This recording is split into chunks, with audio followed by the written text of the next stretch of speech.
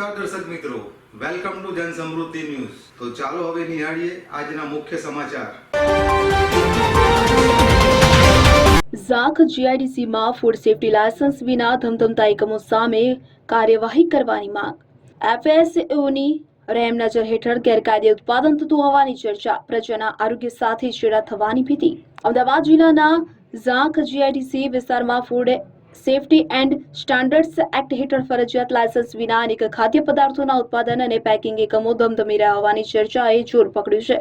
સ્થાનિક જાગૃત નાગરિકોમાંથી ઉઠતી માંગ મુજબ સંબંધિત ફૂડ સેફ્ટી ઓફિસરની રહેમ નજર હેઠળ આવા એકમો વર્ષોથી બેફામ રીતે કાર્યરત હોવાનું કહેવાય રહ્યું છે। નિયમો અનુસાર કોઈપણ ખાદ્ય પદાર્થનું ઉત્પાદન, પેકિંગ, સંગ્રહ અથવા તો વેચાણ કરવા માટે food safety and standards authority of ઇન્ડિયાનું માન્ય લાયસન્સ અથવા નોંધણી ફરજિયાત છે। લાયસન્સ વિના કાર્યરત એકમોમાં ગુણવત્તા, સ્વચ્છતા અને સલામતીના ધોરણોનું પાલન થતું ન હોવાની શક્યતા રહેતી હોવાથી પ્રજાના આરોગ્યને ગંભીર જોખમ ઊભું થઈ શકે છે।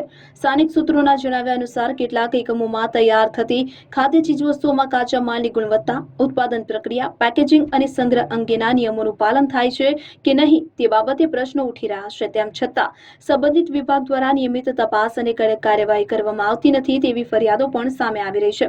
જાગૃત નાગરિકોનું કહેવું છે કે જો લાયસન્સ વિના ખાદ્ય પદાર્થોનું ઉત્પાદન થતું રહે અને સમયસર તપાસ ન થાય તો ભેળસેળયુક્ત અથવા તો નીચી ગુણવત્તાવાળા ખાદ્ય પદાર્થો બજારમાં પહોંચીને સામાન્ય નાગરિકોના આરોગ્ય પર પ્રતિકૂળ અસર કરી શકે છે। ખાસ કરીને બાળકો, વૃદ્ધો અને દર્દીઓ માટે આવા ઉત્પાદનો વધુ નુકસાનકારક સાબિત થઈ શકે છે।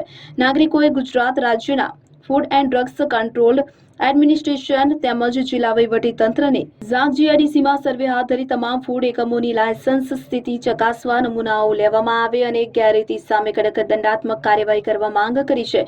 પ્રજાના આરોગ્ય સાથે કોઈપણ પ્રકારનું સમાધાન ન થાય તે માટે તંત્ર દ્વારા તાત્કાલિક અને પારદર્શક કાર્યવાહી કરવામાં આવે તેવી લોક માંગ ઉઠી રહી છે।